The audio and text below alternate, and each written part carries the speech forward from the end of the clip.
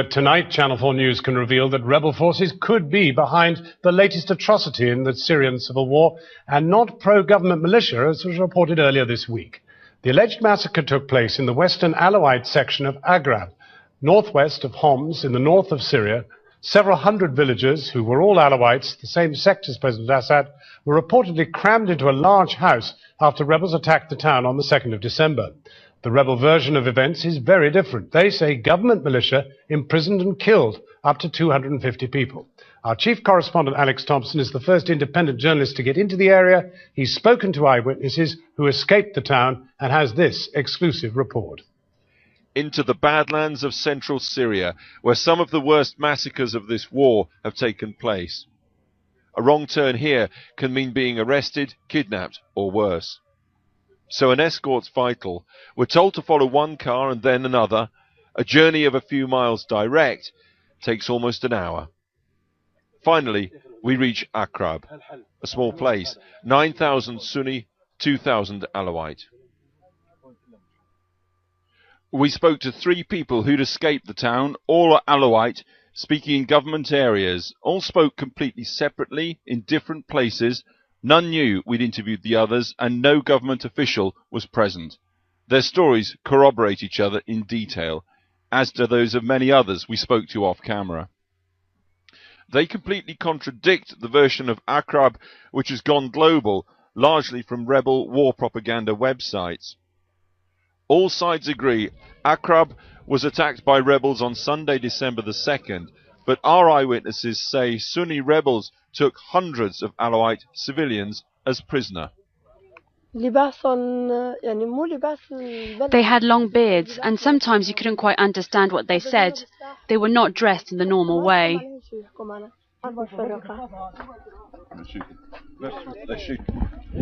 At that point, gunfire from the direction of Aqrab forced us to move. All say the rebels came from the direction of Houla, just 5 miles over these hills at the edge of town. It's the site of a massacre of 108 people in May, and it is a rebel stronghold. They were wearing black ski masks. They took our phones and car keys.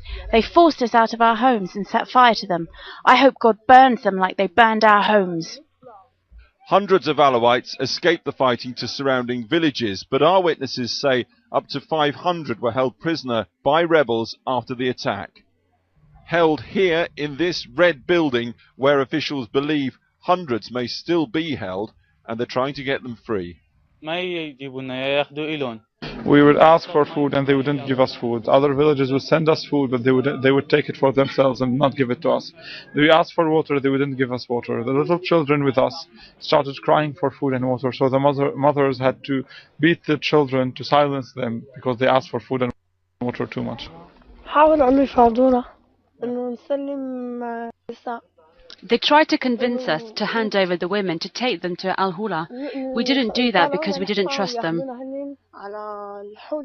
It went on for 9 days, and then from across town on Monday came a delegation including Aqrab's mayor and the imam. They wanted to try and free the women and children. We said either we all go out together, including the sheikh and the mayor, or we all die together. In the early hours of Tuesday morning, they all separately described 3 truckloads of prisoners somehow making it out along the road to Tauna village and safety. A 4th truck left, but never made it to the village.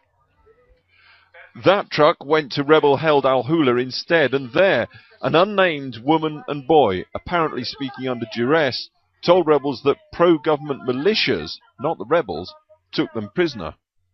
Fighting prevented us entering Aqrab, but from where we stood we could see that the house everybody said they were kept in appears intact, as does much of the town. Further, rebel YouTube postings from December the 2nd, the date of the assault, make no mention of hundreds of prisoners here. Why ignore a propaganda coup day after day? And why after Tuesday are there no pictures of the bodies or burials on rebel postings? There are in effect then 2 stories here. First of all, it's corroborated by both sides that a large number of civilian Alawite villagers were taken prisoner in Aqrab. They were held, and then a number at least were released. But what happened after that? If there was a massacre, how did it happen? Who did it? And why?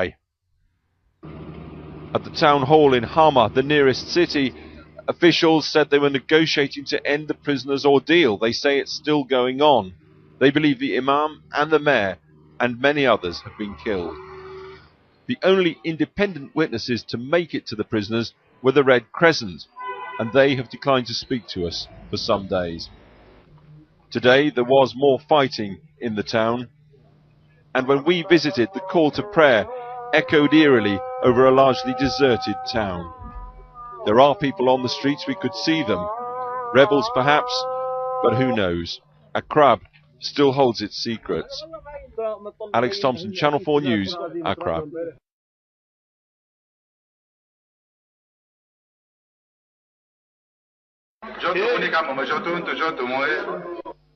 تختصر دموع هذه الطفلة السورية مشهد بلدة عقرب، البلدة التي تقع بين طرطوس وحماه ولم تسلم من نيران الأزمة السورية. عقرب سلط عليها الضوء إعلاميا خلال الأيام الماضية بعد حديث عن مجزرة طالت فئة من سكانها بسبب انتمائهم الطائفي. هي إذن الحرب بكل بشاعتها شوهت أحلام الأطفال ولم تجعلهم يفضلون سوى اللون الأسود. كنا بالمدرسة بعقرب، بس هلا وين في مدارس؟ هلا طلعنا لهون ما في مدرسة على السوا، ما في قراي، شو بدنا نعمل؟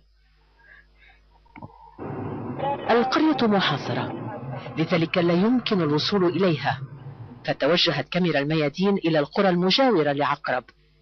إلى هنا لجأ سكان عقرب هربا من الحصار. ماذا فعل الحصار بهم؟ زنجة اللي بنزل فيها الجلي والله بيحطوها تحت الشتاء وبينقطوا بتم أطفال رضع والله العظيم، ما عم يوصل شيء، لا غذاء لا شيء، عم يشعل الدواليب داخل إطار مبنى وعم يخنقون من دخان، ولا مي ولا أكل ولا شرب، يمكن 3/4 الناس كلها ماتت. إشارات اللي على شعر البنات يفرشوها تحت المطر بس لينقطوا بتم الطفل الرضيع. 25 طفل يا حسراتي هنا ماتوا أباطا جوا محاصرين على حب الزيتون، كل طفل بينقوا حبة حبة كلنا. ما هي قصتهم؟ معظمهم غادر عقرب بعد حصار البلدة ليبقى فيها نحو 500 من الطائفة نفسها. 500 احتجزوا رهائن لتبدأ بعدها المفاوضات لإطلاق سراحهم. 4 من قادة المعارضة المسلحة مقابل المدنيين. على 4 دفعات اتفق الطرفان للإفراج عن المدنيين وقادة المعارضة المسلحة التي حاصرتهم. 100 مدنيين مقابل قائد واحد. أفرج عن 300 ليحصل ما لم يتوقعه الأهالي ويختفي 200 مدني سوري. فجأة هجم عليهم العصابات من الحولي ومن عقرب مسلحين، تركنا بيوتنا طالعين، حرقوها نهبوها، يعني بقينا 200 إنسان هناك، بقى هلا حاليا 200. طلع كم واحد منهم والبقية وين راحوا فيهم ما بنعرف. لا أحد يعلم مكانهم الآن، ولا أحد يعلم ما هي أوضاعهم الصحية والنفسية، ما هو مصيرهم. سؤال يترك للأيام المقبلة والتطورات اللاحقة. هاي مشكلتنا، كل أنواع الأسلحة عندهم.